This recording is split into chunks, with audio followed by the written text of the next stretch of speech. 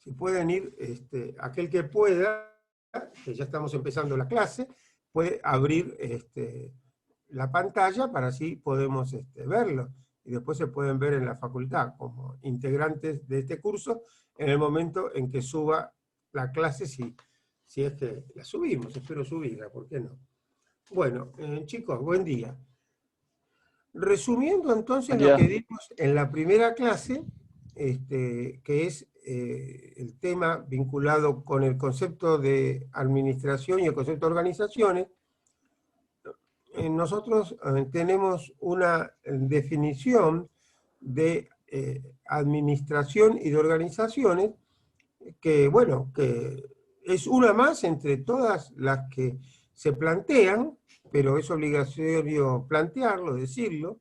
Entonces, de alguna manera, recogemos esta definición que surge hace unos cuantos años en estos autores que son Lorenz y Lorsch. Ellos han dicho que la organización es hoy diríamos un sistema, ellos dijeron patrón de formas, era la traducción. La organización es un sistema de actividades humanas, en definitiva es eso, actividades humanas, interdependientes, interrelacionadas. Esas actividades humanas tienen dos características, son diferenciadas y están coordinadas.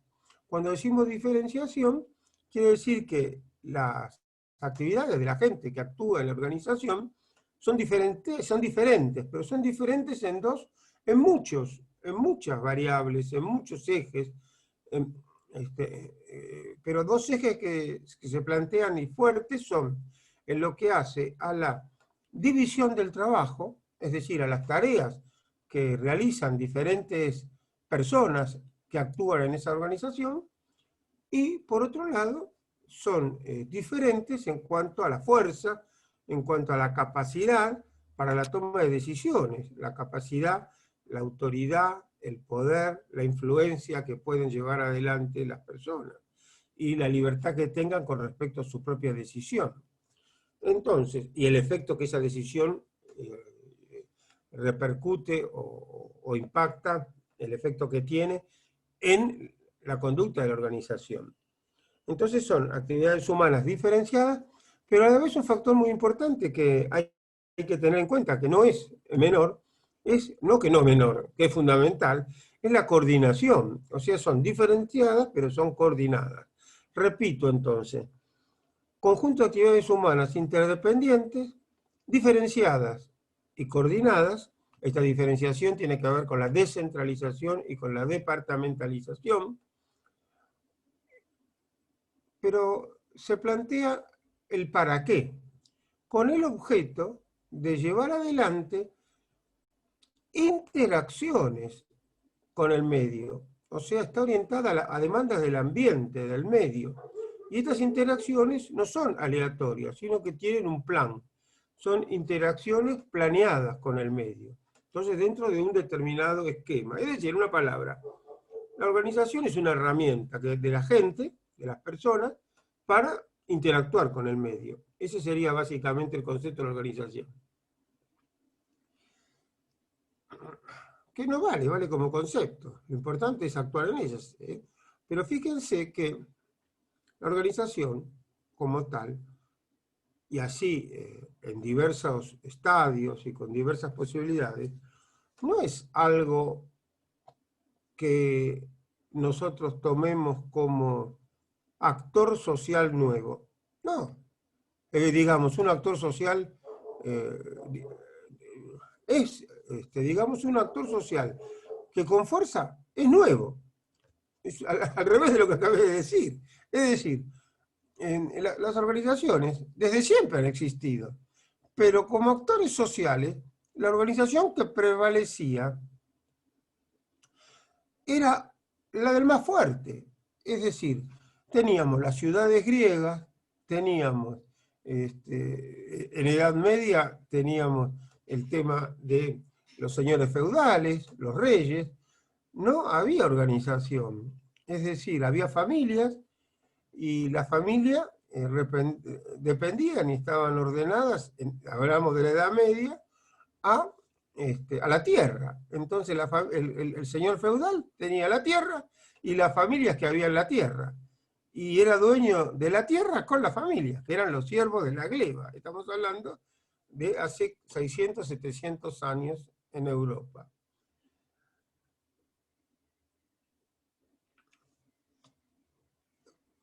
Cuando aparecieron las naciones en el mundo, y esto apareció recién en el siglo XVI y en el siglo XVII, XV, XVI y XVII, con lo de la Edad Moderna, la organización estaba reservada para el Estado-Nación, el Estado.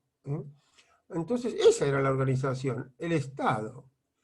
Cuando Aristóteles hablaba de la organización perfecta o soberana, estamos hablando de los griegos, estamos hablando de 300, 400 años antes de Cristo, eran las ciudades griegas, ¿no? Las ciudades griegas, una polis pequeña. Bueno, entonces era un Estado, esa era una organización, esa ciudad era una organización. Y cuando se transmigró el concepto de nación al siglo XIX o al siglo XVIII, después de los reyes, porque el rey había abarcado la nación, el Estado era el rey, era una organización autoritaria con un rey, y el rey es el papá. ¿No? El rey no es otro que el familiar más antiguo de esa región, y el más malo tal vez, o el que se ha impuesto, pero es un sentido familiar, pero a la vez hay una organización. Entonces la nación, cuando nacen en los siglos XVI y XVII, Francia, Inglaterra, España, esas naciones, Alemania, eran la única organización que se admitía. Por supuesto, estaba la Iglesia. La Iglesia, claro, la Iglesia. Occidente tenía Iglesia. En el siglo XVI fue la reforma de la Iglesia Católica y pasaron las iglesias protestantes, pero siempre dentro de lo que era el cristianismo. Entonces, la Iglesia es una organización milenaria, 2000 años, pero no había otra. Recién con la Revolución Francesa, con la Revolución Norteamericana, con el cambio en los conceptos religiosos, empezaron a admitirse organizaciones a partir del siglo XIX. Recordemos, por ejemplo, si somos argentinos, que la Revolución Argentina del año 1810 estuvo defendida o estuvo apoyada en la masonería. Y la masonería es una organización. Y es una organización secreta, porque está prohibida toda organización que no sea el Estado. Bueno, pero el siglo XX, el siglo pasado, ha sido calificado como el siglo de las organizaciones, porque las organizaciones tuvieron mucha preponderancia social. ¿Eh? Mucha preponderancia. Fíjense en la República Argentina, siglo XXI. Ustedes son muy jóvenes, les voy a preguntar la edad a Alan Houston. Yo tengo que decir que si estás cursando esta materia y es la primera carrera que tenés, no es la primera carrera. Alan, No. A ver, contanos. Sí, es la primera carrera, pero no, dejé varios años. Tengo 25. Ahí no te escucho nada, tenés un sonido regular. ¿Puedes acercar el micrófono así te escucho un poco mejor? Ahí me escucha mejor. Ahora te escucho. Genial. No, tengo 25. Es mi primera carrera, pero dejé unos años. Muy bien. No, unos años, un año. Es una edad hermosa, 25, te la cambio por la mía, entonces empezamos de nuevo. No, perdés.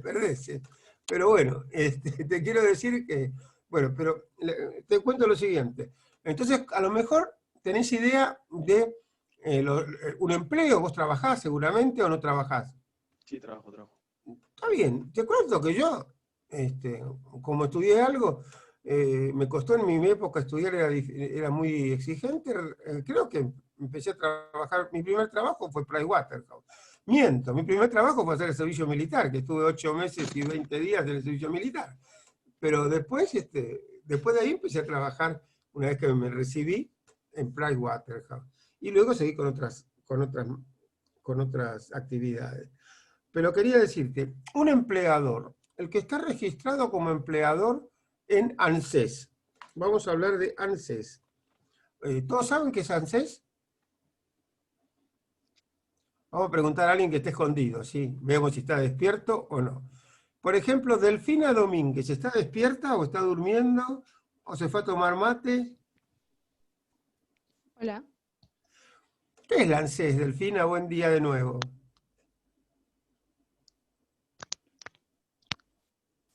Hola.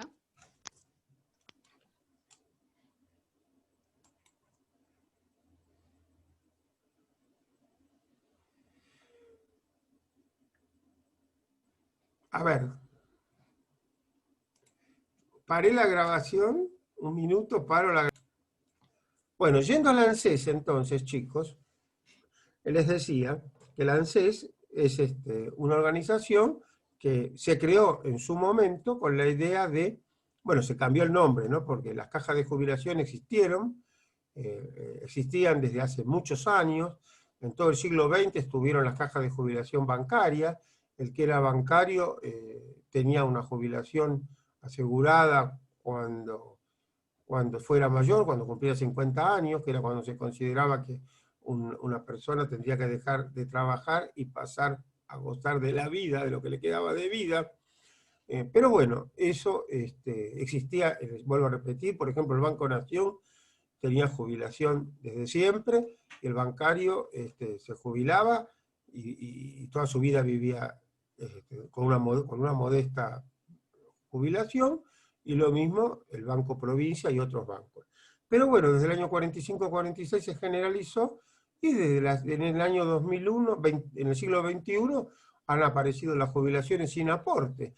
Y además hubo un criterio que es opuesto al de capitalización, que es el criterio de reparto, y supone que como nadie sabe lo que vale el dinero, ¿de qué vas a estar capitalizando? Y mejor, la plata del ANSES, que son capitales muy importantes. Ojo, los capitales del ANSES en todo el mundo, son los fondos de pensión, son muy importantes, porque si vos depositas el 20%, digamos 20, es el 50, pero pongamos ese número, de todos los sueldos que se pagan en el país, es el 20% del Producto Bruto Interno. Y eso, que es el 20% del Producto Bruto Nacional, que son 500.000 millones de dólares, año tras año, y teniendo depositado 30 años, ponele, es una suma tan importante que permite hacer mucha política económica. Bueno, pero acá se distribuye esa plata de otra manera, se la guarda, y es un gran daño que se ha hecho y que siempre ha hecho el país desde el año 45-50, que es cuando se metió mano en la caja de jubilaciones. El Estado las intervino y repartió la plata como quiso, porque la caja de jubilación pertenecían a cada una de las actividades que estaban llevándose adelante, ¿no es cierto? Bueno, pero yo meto al ANSES para otro tema. Puse al ANSES porque ¿cuántos empleadores hay registrados en el ANSES? Según pasa el ANSES, 500.000. Hay 500.000 de empleadores. Quiere decir que hay 500.000 de empresas. Porque si vos sos empleador, tenés una pequeña organización, tenés una empresa, aunque sea individual. Entonces hay una organización. Hay 500.000 empresas registradas. Las registradas en la República Argentina le decimos en blanco. Como se supone que hay otro tanto que está no registrado, decimos que tenemos 1.000.000 de pymes en la Argentina. Y ahí son organizaciones en las cuales ustedes pueden actuar de alguna manera. Ahora, ¿cuál es la diferencia? Que si vos asesorás a alguien que tiene un empleado, no vas a tener un buen cliente. Tenés un cliente muy chiquito, como un dentista, ¿no es cierto? Que tiene un cliente para que le arregle un diente. Pero con la diferencia de que el dentista, vos tenés el diente que se duele o el diente que se te cayó y tenés que ir obligado. En cambio, la empresa, si no, me las puedo arreglar solo. No me llamaron a un licenciado de administración para que me ayude, si esta empresa es mía, la voy a manejar yo. Le pregunto. Entonces es más difícil en esa 1.000.000 de empresas que hay. ¿Cuántas empresas cotizan en bolsa? Pregunto. En la República Argentina, en Buenos Aires. ¿Cuántas cotizan en bolsa? Bueno, ahí tenemos una gran diferencia para que ustedes se ubiquen en lo que es una pequeña empresa y una mediana o gran empresa. Las empresas que cotizan en bolsa están en el artículo 299 de la Ley de Sociedades, y son empresas que tienen un régimen especial dentro de la ley de sociedades. Se le dice control permanente del Estado, ¿no es cierto? Y además tienen que tener sindicatura obligatoria, que se fue eliminada esa sindicatura de las empresas, del resto de las sociedades anónimas. Bueno, pero si bien hay 1 millón de empresas, hay 150 empresas que cotizan en bolsa. Los invito a mirar en el diario o a averiguar cuánto cotizan en bolsa. Esas son sociedades abiertas, según la llama la doctrina, o en fin, las del artículo 299, las que cotizan en bolsa, son sociedades abiertas, porque cualquiera puede ser accionista. Son 150. Ahí les conviene estar, asesorando como licenciados en administración, si quieren tener algo bueno para hacer, una actividad importante que tenga fuerza en el país, ¿no es cierto? Bueno, hay muchas sociedades de importancia también que no cotizan en bolsa. No crean que las grandes empresas son 150. Hay sociedades cerradas con mucha fuerza y mucho capital y mucha actividad. Bien, esto para ver lo que es la organización, porque la organización va a ser ese 1 millón de empresas chiquitas, en las cuales hay chiquitas y medianas, y también grandes, pero hay 1 millón que son chiquitas y medianas, y van a tener esta definición le cabe a todos. Entonces, lo que agregaba algún autor para la definición de organización, pero ahora no le dan bolilla, porque dicen, no, ¿para qué? Es que para que podamos considerar organización, tendría que existir grupos secundarios. ¿Qué es un grupo secundario? Cuando ustedes estudian grupos o las relaciones humanas dentro de la administración, se encuentra que hay grupos primarios y grupos secundarios. Grupos primarios podemos ser nosotros, que somos 10 en este momento, y entonces, 13 alumnos, pero bueno, grupo primario porque es un curso pequeño y tenemos la posibilidad de vernos diariamente cara a cara. Entonces nos podemos ver, salvo aquel que tiene apagado la computadora, que veo que son unos cuantos.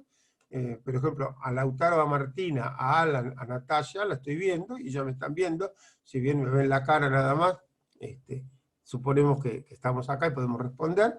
Entonces, tenemos posibilidad de relaciones cara a cara. Eso es un grupo primario. Grupo secundario o grupo de pertenencia es aquel que no tiene relaciones primarias cara a cara. Y entonces, personales cara a cara.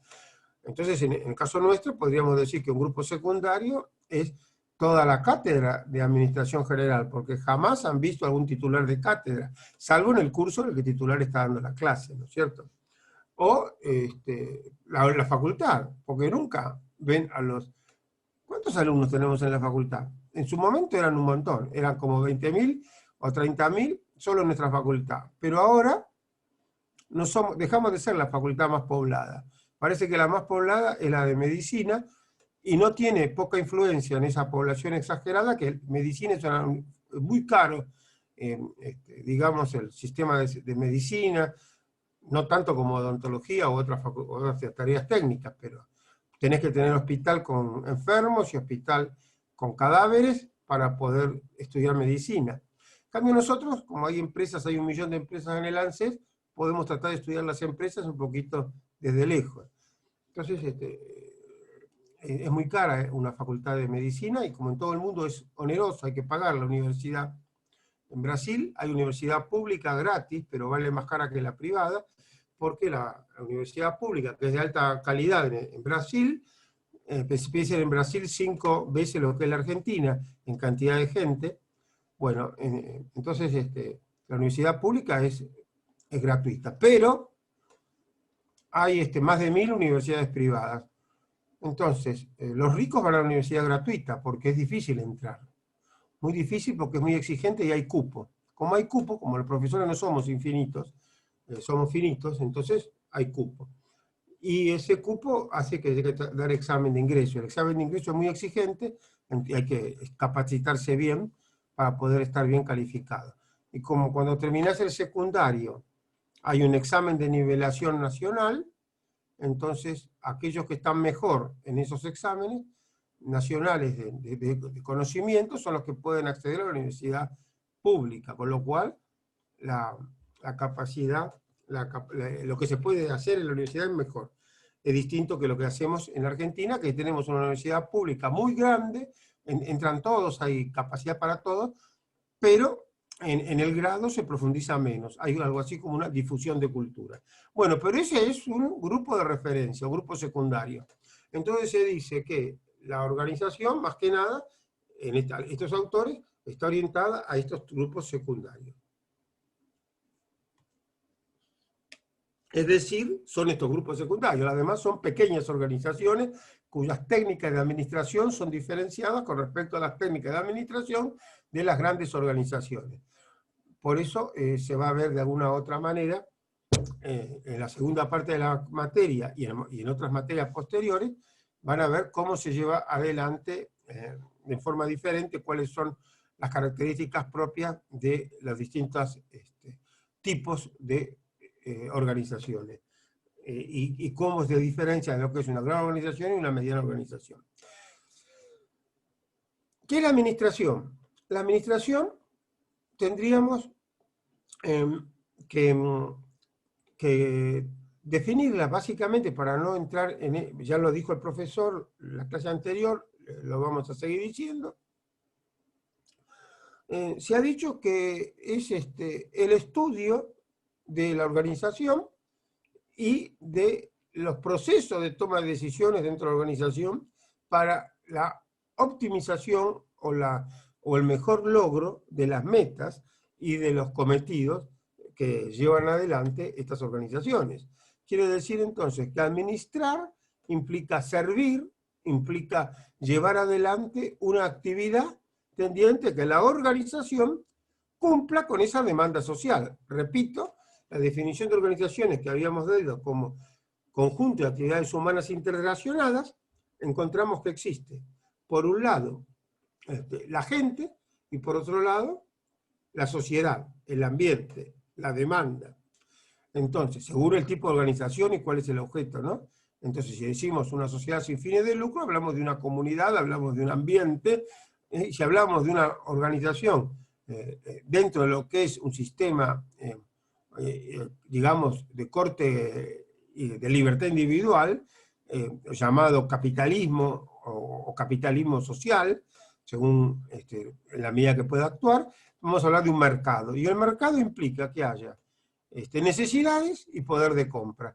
Y entonces, en función del poder de compra, se asignan la satisfacción de las necesidades.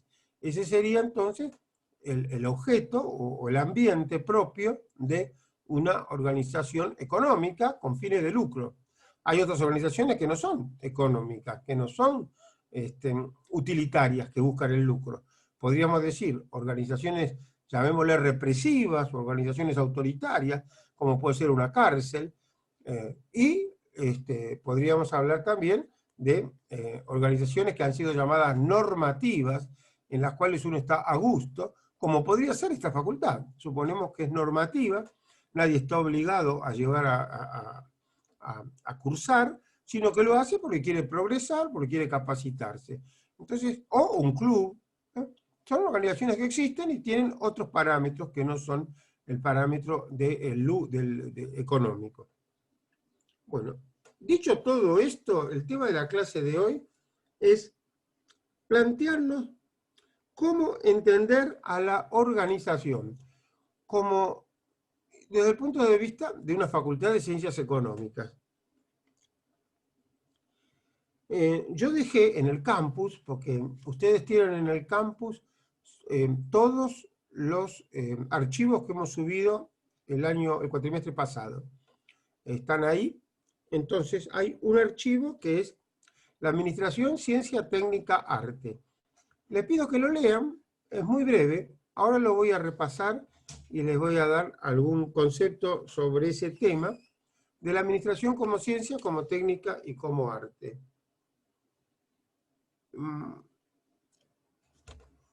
Para eso vamos a empezar con el concepto de ciencia, porque estamos hablando de Facultad de Ciencias Económicas.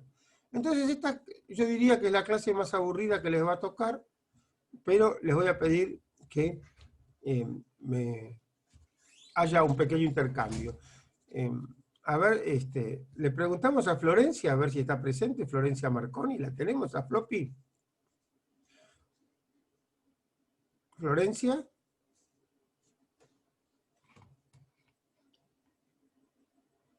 Adelante, Floppy, decinos. Entonces, ¿cómo es la cosa?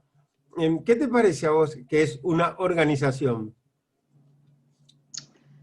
Qué sé yo, no sé, para mí una organización es un poco lo que dijo usted también.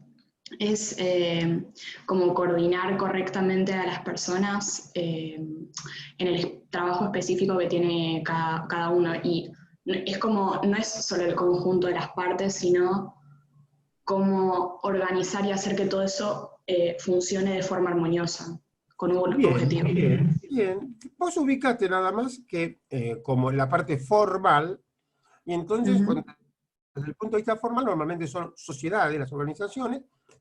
Cuando estudies alguna materia de derecho, vas a ver la ley de sociedades, y entonces ahí vas a encontrarte que están organizadas. La sociedad es te da un reflejo de la empresa, de la organización.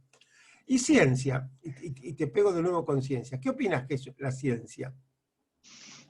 Estás en la Facultad de Ciencias Económicas, ingresaste ahí.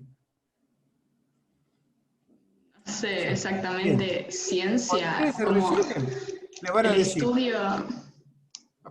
le van a decir, ¿jura llevar adelante su actividad de acuerdo con su ciencia y conciencia? Te dicen. ¿Qué es la ciencia y conciencia? ¿Qué es la ciencia? El estudio de la disciplina, o sea, como las leyes que hacen, como por ejemplo, o sea, como que vos haces una teoría, o sea, ves cómo funcionan las cosas y después decís, bueno, de estas cosas que aprendimos, no sé, aplicamos, no sé, ciertas normas, o sea, que seguimos a partir de esa ciencia, no sé si se entiende, como miramos la realidad y la llamamos ciencia y la describimos de una forma, y después aplicamos, o sea, extraemos como conclusiones o cosas que se pueden llevar a la vida diaria. No sé. Bien, Sí. está bien, correcto. Veo que estás orientada hacia el tema, y me alegro que más o menos todo tiene su propia definición. Yo diría que hablar de ciencia es diferenciarnos de, digamos, especies inferiores. Es decir, el hombre, ser humano, es el que puede abstraer, llevar adelante abstracciones. Entonces, cuando hablamos de ciencia, hablamos de leyes generales, hablamos de cosas que ocurren siempre. Entonces, si vos hablas de cosas que ocurren siempre de determinada manera, que es una ley general, entonces podés hacerlo al revés. Decir, bueno, si esto ocurre, es porque hay una ley general. Ese es un tema, es la explicación de lo que está ocurriendo. Y luego, esa capacidad de explicación que tiene la ciencia, aplicada a los hechos actuales, también puede permitir la prospección, la proyección, el futuro, la predicción. Entonces vos tenés una función explicativa y una función predictiva de la ciencia. ¿Por qué se decían que los reyes magos eran magos? O los magos de Oriente cuando fueron a visitar al niño Dios, según nos cuentan, para la Navidad. Y es así. ¿Por qué le decían magos? Sí, porque eran capaces habían estudiado las estrellas, la astronomía, podían predecir cuándo iba a ser los días más cortos, los días más largos, eso lo sabía todo el mundo. Ahora que empieza la primavera, pasan a ser los días más largos, o sea, las noches más cortas, pero también podían predecir un eclipse. Y predecir un eclipse es una cosa fuerte, ¿no es cierto? Porque de repente de día se hace de noche. Entonces, eso era un conocimiento científico, porque es el conocimiento relacionado con la astronomía. En ese caso, astrología era una disciplina inferior, pero bueno, digamos astronomía. Entonces, esa capacidad predictiva es lo que permite que una ciencia sea ciencia. Si no tenés capacidad predictiva, poco de ciencia tenés. Entonces, por eso hay una definición de ciencia clara,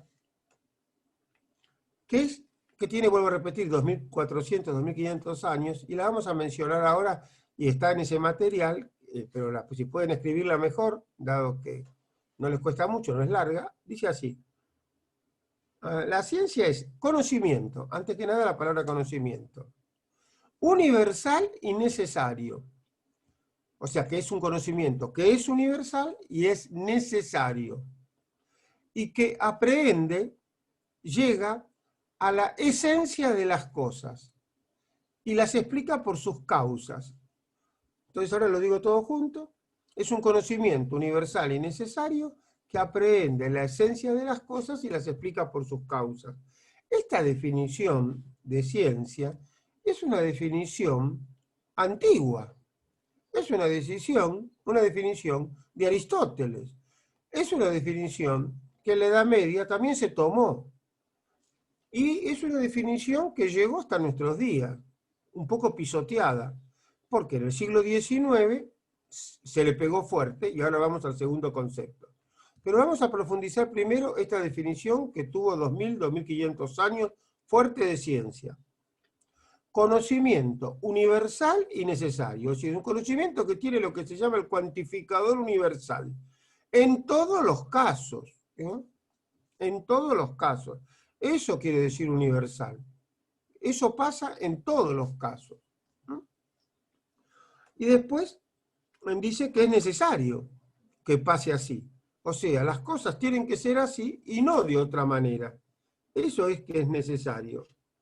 Y después entra en un concepto más discutido, más difícil de comprender, que es la esencia de las cosas. Para empezar, habla de cosas. Cuando hablamos de cosas, y nosotros somos administradores, y hablamos de cosas, si hablamos de cosas, estamos hablando de algo que existe o que no existe. Que existe. Existe, Federico, que existe. Entonces, si algo existe, es real. Entonces estamos hablando de cosas.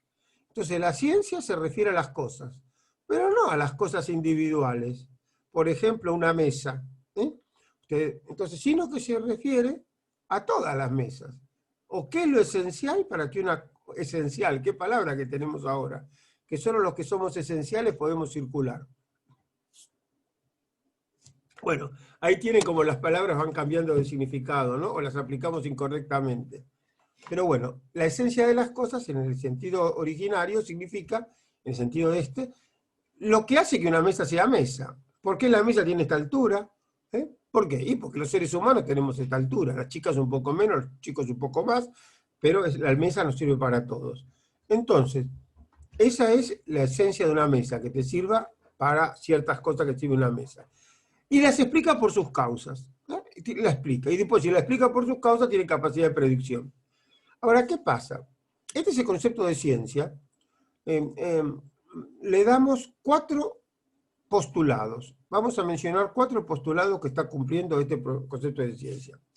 Primero, el primer postulado que todos nosotros queremos para la ciencia es la verdad. El problema es quién conoce la verdad.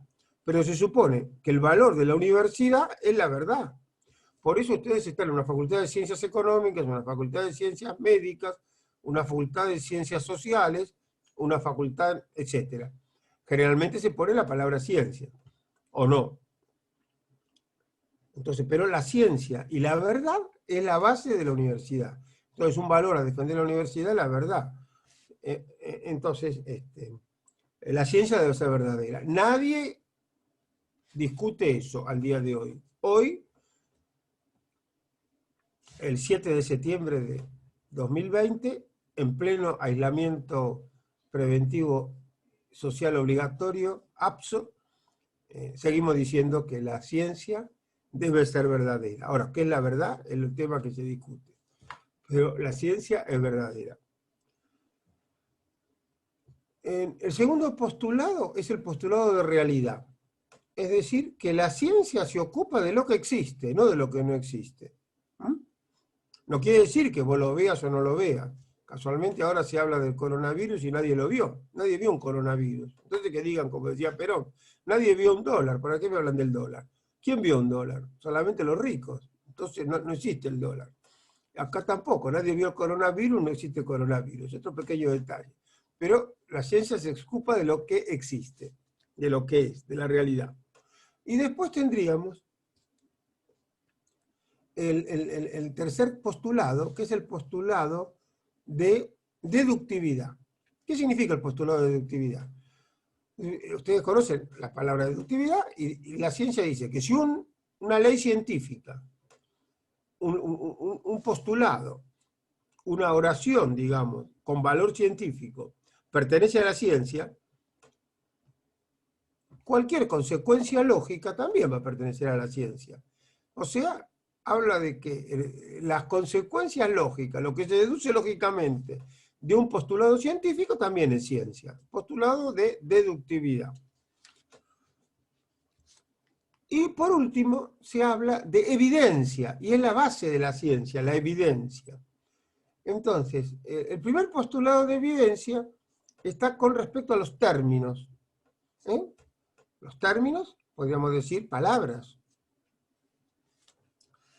Entonces dice que hay un postulado de evidencia según el cual hay términos que no se definen, que no pueden definirse. Entonces, estos términos son evidentes por sí mismos. Y entonces plantean, por ejemplo, en el caso de la matemática euclidiana, el concepto de punto.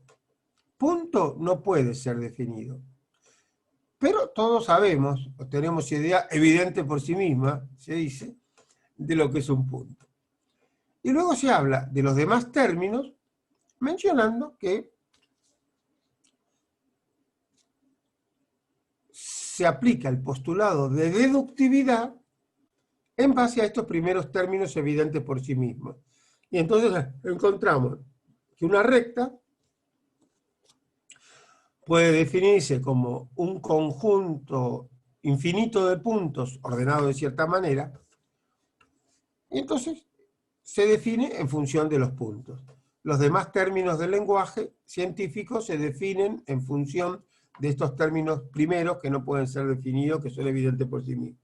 Ese es el postulado primero de evidencia. El postulado segundo de evidencia es con respecto a las proposiciones. Las proposiciones son las leyes científicas. Entonces, ¿pero cuáles proposiciones? Hay tres tipos de proposiciones en el lenguaje común. Una proposición es una oración. Cualquier oración es una proposición. La característica de la oración es que tiene un verbo, ¿no? Hay un verbo, y entonces se predica algo de algo. Sobre todo si el verbo es predicativo, ¿no es cierto? Pero hablamos de una oración de que tiene ese sujeto y predicado. Entonces, las oraciones, las proposiciones son de tres tipos también. Pueden ser proposiciones analíticas, sintéticas y contradictorias. Las proposiciones analíticas, ustedes recuerden que hay un libro de Aristóteles que se llama Analíticos Posteriores. Las proposiciones analíticas son aquellas que son siempre válidas, de acuerdo con las reglas del sistema. Son siempre verdaderas. Esas son proposiciones analíticas. ¿Y cómo podemos decir que una proposición es analítica y que es siempre válida? Porque depende del sistema en que estamos manejándonos. Entonces, es consistente con su propio sistema. Entonces, la proposición analítica no predica nada del ambiente, no predica nada externo a ella. Es interna, como son, hoy día se considera, todas los teoremas de la matemática. No están predicando algo externo a la matemática. Están predicando las reglas de juego de la matemática y aplicando las reglas de juego. Son analíticas, son proposiciones analíticas. Las proposiciones sintéticas, en cambio, están orientadas a la realidad, al ambiente, al medio. Entonces, predican sobre el medio. Por ejemplo, esto es una pava. Si yo muestro, a ver la pava, está ahí. Esto es una pava, son las 7:30 de la mañana, ya estamos llegando a las 8, es lógico que estemos con la pava o con el café. Entonces estoy diciendo que es una pava, ya estoy predicando algo de la realidad. Puede ser verdadero o falso. Puede ser una pava o puede ser un dibujo que tengo acá de una pava o una ilusión óptica. Pero Entonces, las proposiciones sintéticas son verdaderas o falsas. Y las proposiciones contradictorias, ustedes ya mismos se están dando cuenta, que son siempre inválidas. Son mal hechas. No están en contra de las reglas del sistema. Es poner mal los acentos en una palabra, o comerme las heces. Es un error. Es una proposición que no cumple con las reglas del sistema. El regla del sistema dice determinadas cosas y yo no las estoy cumpliendo. Esas son siempre inválidas, son contradictorias. No son científicas. Entonces, las proposiciones analíticas también se llaman tautología. Cuando algo es tautológico, es susceptible de que alguien diga obvio, porque según el cerebro que tenga, puede decir que es obvia la ley de la relación entre la energía y la masa de Einstein. Es obvio, pero no es tan obvia, ¿no es cierto? Pero entonces, bueno, cualquier teorema de matemática vemos que no es obvio, pero bueno, es una tautología. Cuando algo es tautológico, antes es propio, es una ley analítica, una proposición que depende de las variables que se analizan en el sistema. La proposición es sintética cuando está hablando de la realidad. Entonces ahí tenemos que hacer una prueba para ver si es verdad o no, que es verdadera o falsa. Y en cambio, las contradictorias no forman parte del continente científico. Bueno, entonces, ¿qué dice el cuarto postulado de evidencia? El cuarto postulado es de evidencia y en este caso el segundo postulado de evidencia. El primero había sido con respecto a los términos, este es con respecto a las proposiciones. Que hay algunas proposiciones que son válidas, son evidentes por sí mismas, no se les puede demostrar que son válidas. Ese es el concepto del postulado de estas definiciones, de estas proposiciones. Estamos hablando más que nada de las proposiciones analíticas. Entonces tenemos que existen algunas proposiciones que se consideran válidas, evidentes por sí mismas. Su verdad es evidente por sí misma.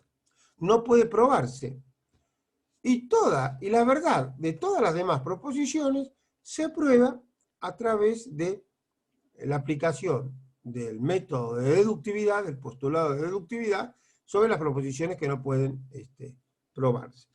Y entonces se da como ejemplo el concepto de la ley que dice en matemática euclidiana, por un punto externo a una recta, ¿cuántas paralelas pasan? Santiago.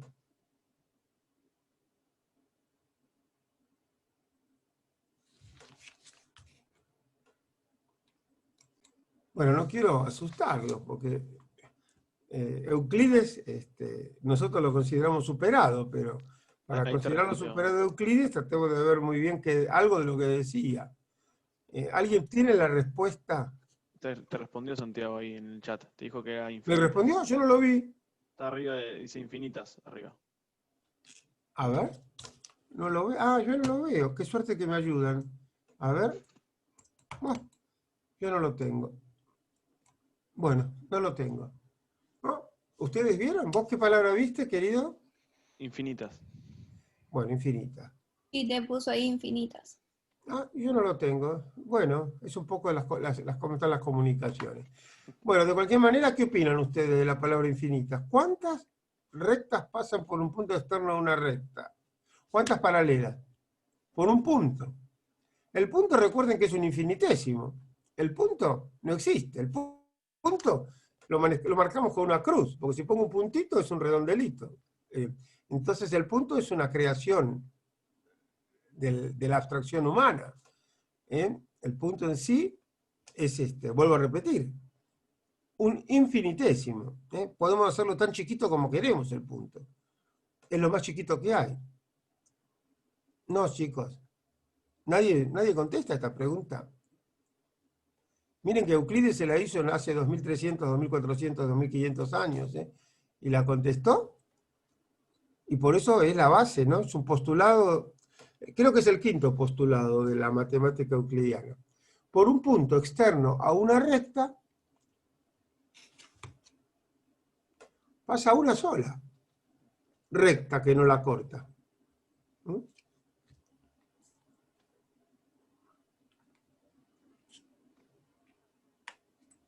Si no, no tendríamos matemática, ¿eh? Si no se cumpliera eso, no habría ninguna matemática. Bueno, no avanzo entonces sobre este tema. Ah, ahora vio la palabra infinita. ¿Sí? Lo puso, lo escribió, correcto. Pero lo escribió con signo de pregunta. Muy bien. No, una, le voy a poner una sola. Le voy a poner una sola. Y le voy a pedir que repasar Euclides, le pongo, no, repasar matemática le voy a poner. Acá no tomamos matemáticas, pero suponemos que, esos conocimientos no se pierden, porque si los perdemos estamos perdidos, porque de ustedes van a ser, supongo, por lo menos me decían a mí eso y me lo creí hace 50 años, cuando estudiaba en la facultad, o más, me dijeron que íbamos a hacer la clase dirigente del futuro. Pero ahora parece que no, que la clase dirigente no pasa por la universidad, o por lo menos no pasa por el conocimiento científico. Entonces, si quieren, pero igualmente tienen que van a formar parte de la clase dirigente, estén seguros, dirigiendo empresas o en actos de mucha visibilidad pública. Les aseguro que seguramente más de la mitad va a estar en funciones muy importantes en el futuro. Entonces tratan de capacitar esos pequeños temas para poder después criticarlo bien o no. Bueno, lo que se ha criticado entonces, esa ciencia clásica fue criticada en el siglo XIX. Ustedes ya aprobaron la materia sociología, saben que la palabra sociología la inventó un señor que se llamó Augusto Comte, y que Augusto Comte, o Comte, ¿no es cierto?, fue un francés, Comte con N, ahí está con M. Entonces, que el francés, ¿qué mencionó? Mencionó que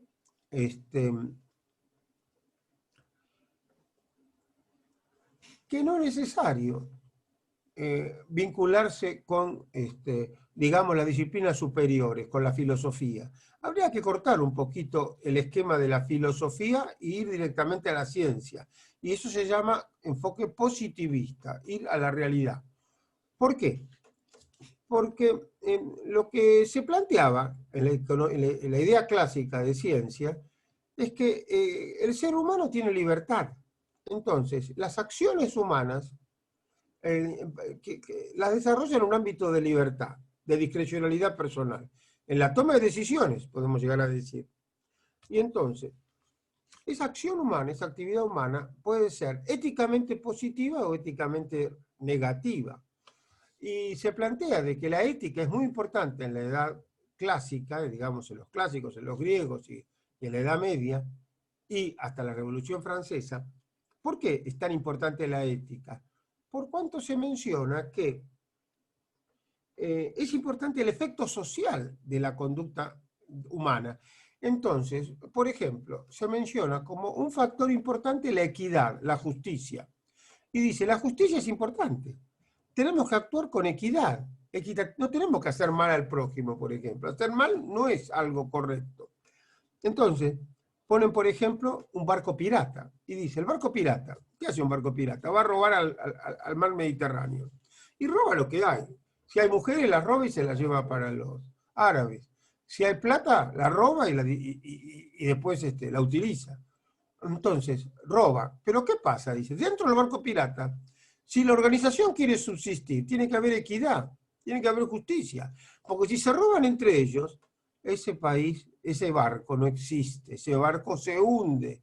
No podés, dice, la equidad es tan buena, la justicia es tan buena, que hasta los que son injustos, los que actúan mal, tienen que aplicarla si quieren subsistir dentro del esquema social en el que están actuando. El barco pirata tiene que actuar con justicia.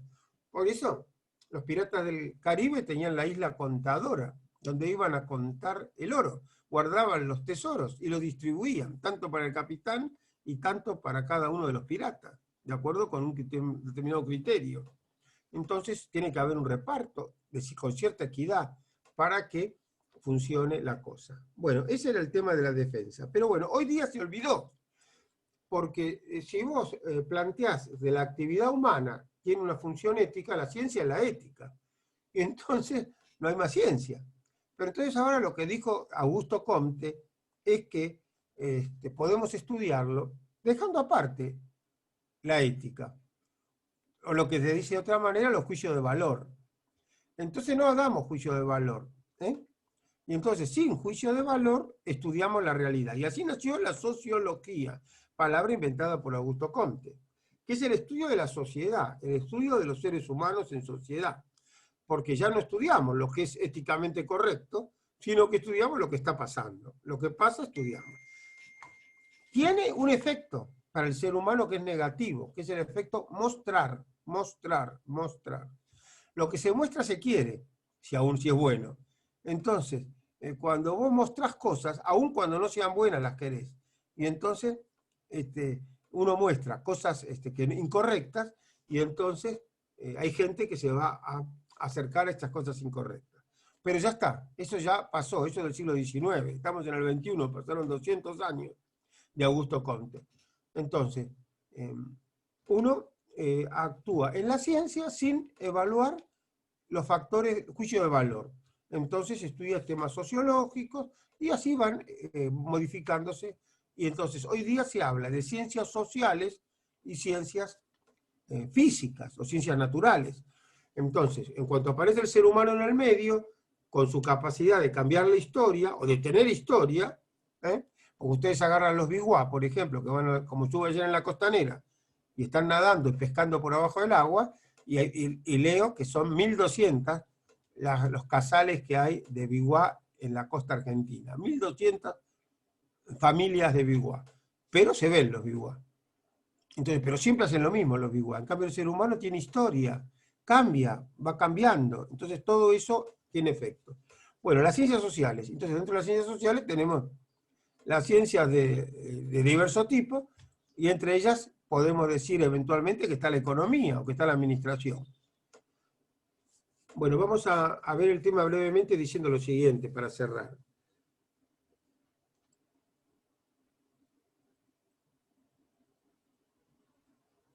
Ciencia, técnica, arte. ¿Qué sería entonces un concepto de ciencia, el que acabamos de dar? O uno más moderno, que en vez de hablar de universalidad, hable de suficiente generalidad.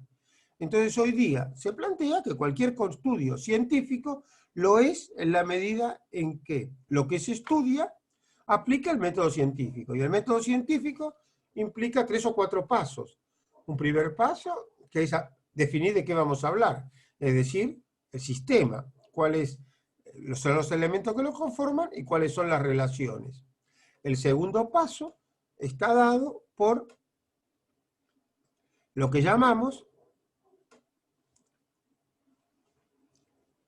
una hipótesis, es decir, generalmente se utiliza el método inductivo, decir, esto es así, pero ¿qué va a pasar en el futuro? Si yo toco esta variable, ¿cómo va a suceder qué va a suceder en el futuro? ¿O qué propiedad tiene esta variable? Entonces, eso se llama una hipótesis. Pero hay 2 tipos de hipótesis, generales e individuales. Entonces, las hipótesis generales son hipótesis del tipo peso específico. Peso específico menor que 1 va a flotar. Ustedes recuerden por el secundario que el peso específico es peso sobre volumen. Si da 1, es el mínimo de flotación. Más de 1 se hunde, ¿no? Digamos el corcho, para hacerlo aún más simple. Hipótesis generalizadora. Todos los corchos flotan en el agua. Entonces, vamos a la hipótesis particular. Esto es un corcho. Es un corcho. Lo pongo a flotar. Si flota, se comprueba la hipótesis. Si no flota, no se comprueba. Pero ¿cuál hipótesis estoy verificando? La hipótesis particular. Este corcho es el que flota. Entonces, aplicando el método científico, que es primer paso, el sistema, segundo paso, la hipótesis generalizadora, tercer paso, derivar hipótesis particulares de la hipótesis generalizadora, cuarto paso, comprobar en la realidad, verificar en la realidad la hipótesis particular, va a darse un quinto paso que es considerar suficientemente comprobada la hipótesis particular, con lo cual se da por suficientemente comprobada la hipótesis general. Cuando muchas hipótesis particulares se comprueban, se da por buena la hipótesis general.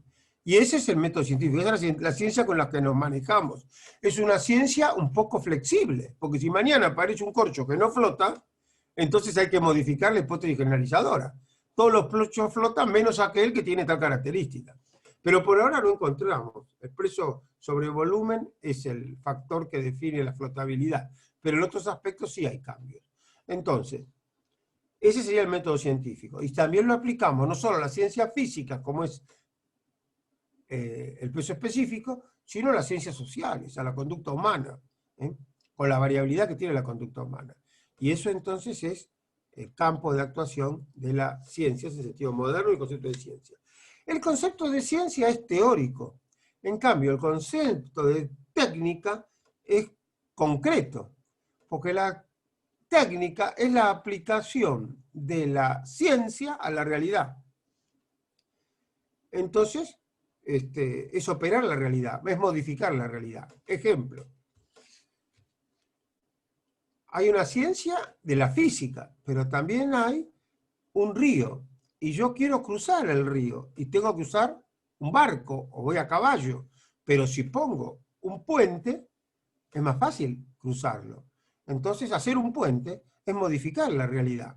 Entonces, para poner un puente, tengo que aplicar una regla científica. Si soy un individuo primitivo, tomo un árbol y lo pongo ahí para poder cruzar un puente, poder cruzar un arroyo.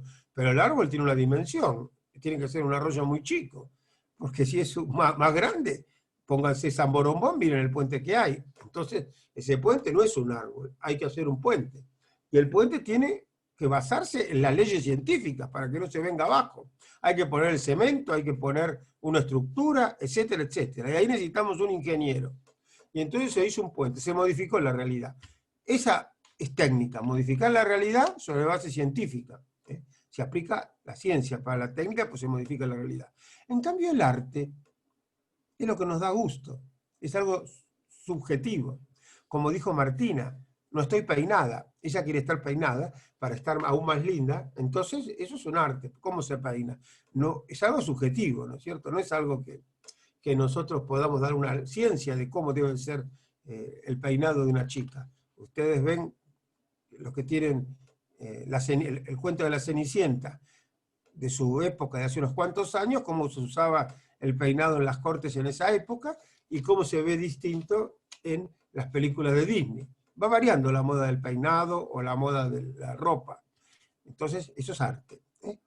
Sin embargo, cuando estamos en el cuerpo humano, vemos que el arte se aparece en la maja vestida o en la maja desnuda, y la que más trasciende es la desnuda, o cuando hablamos de la Gioconda, estás toda jocunda, toda contenta, pero sonríe apenitas, ¿no es cierto?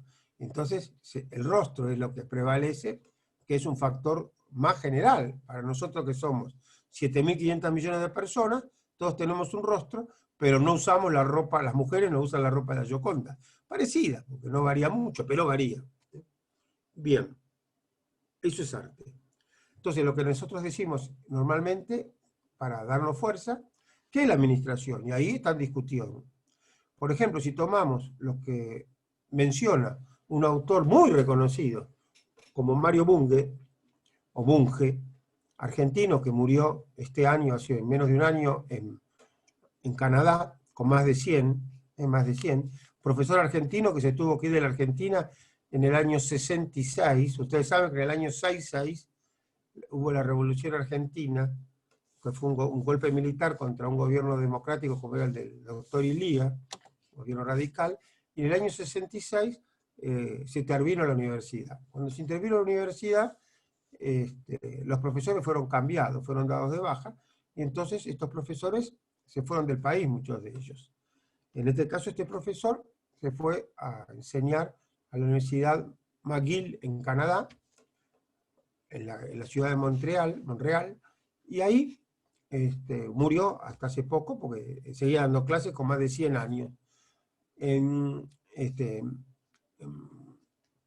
Bueno, pero él decía lo siguiente cuando estuvo en Buenos Aires, que tuve oportunidad de estar en la Facultad de Económicas con él, en la sala del Consejo Directivo, cuando él estuvo en Buenos Aires, y él dice, miren muchachos, la economía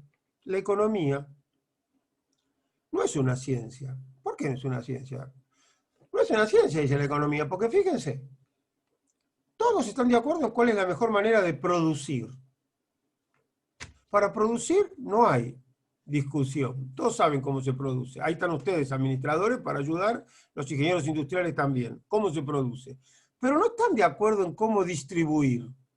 No, hay distintos criterios. Y él, como era más bien socialista, tenía un criterio un poco distinto que el criterio marginalista de la escuela vienesa, de la contribución marginal a las utilidades como base del reparto y de la distribución, que es la base económica. Y entonces tenía otra, y bueno, que es discutible. Pero dice, entonces no es una ciencia la economía. Y con respecto a la administración, es una técnica social, porque modifica la realidad. La administración modifica la realidad, porque no existía una organización y de repente hay 500.000 empleadores anotados en el ANSES. Quiere decir que hay 500.000 personas que tienen alguna actividad y han modificado la realidad. Se anotaron en el ANSES e hicieron alguna actividad, venden, compran, desarrollan un producto, fabrican. Entonces, dice Mario Bunge, es una técnica social o sociotécnica, modifica la realidad. Hay algunos que son empleados, otros que son directivos, unos que llevan adelante las cosas, otros que las cumplen, y además venden y producen y ponen productos en el ámbito social. Bueno, y para cerrar, digamos que nos queda a nosotros el consuelo de poder analizarlo con cierta libertad el concepto y decir, bueno, administrar puede tener las tres cosas, ¿no es cierto? Puede tener un poco de ciencia, un poco de técnica y un poco de arte. Les aclaro que sin arte nada en la vida, porque el arte te tiene que gustar algo para que lo hagas, entonces ahí está el tema subjetivo, el tema del arte. Y con respecto a la ciencia, muchos autores se dedican a la ciencia. Fíjense que cuando ustedes ven ahora, enseguidita van a ver la semana que viene a Taylor. Taylor habla de la administración científica, pero para él la administración científica es aplicar la matemática. Es decir, el que sabe sumar y restar es el empresario, los demás no saben. Entonces apliquemos la ciencia. Y estoy dando una caricatura de Taylor. Entonces, y después hay otros conceptos de ciencia más avanzados. Entonces, el concepto de ciencia, y si toman a Simon, por ejemplo, Simon habla de ciencia de la administración. Entonces, ¿por qué? Porque hace un estudio de la organización aplicando el método científico. Y si aplicas el método científico, cualquier objeto es científico. Y es ciencia. Y después tenemos técnica, porque realmente, si vos estás modificando... Simon ganó el premio Nobel por aplicar el método científico en la realidad, porque él dice, caramba, estamos hablando del año 60, del siglo pasado, hace 60 años. ¿Qué dijo? Dice, caramba, las decisiones en las organizaciones se toman en una simbiosis, una mezcla, hombre-máquina. Hay una relación entre el ser humano y la máquina, entre el ser humano y la computación, entre el ser humano y la informática. Él está viendo en el año 60, ya lo veía en el año 45 con la primera computadora, el futuro de estas técnicas. Ustedes lo están viendo en este momento que nos estamos manejando por Zoom. Y el Zoom es un desarrollo, digamos, técnico. Es un cambio técnico. Es un cambio que está basado en la informática. Y el Zoom, si ustedes lo ven, dice punto United States. Está desarrollado en Estados Unidos. Ojo, que nos estamos atrasando mucho en la Argentina con todo lo que es tecnología y con todo lo que es... pero es una forma de estar unidos al mundo a través del Zoom, por ejemplo. Hay otras herramientas como el Meet, pero no es tan universal. El Meet no funciona igual. Bueno, lo dejamos acá, este concepto entonces de ciencia, de técnica y de arte, y ahora continuaremos con un poquito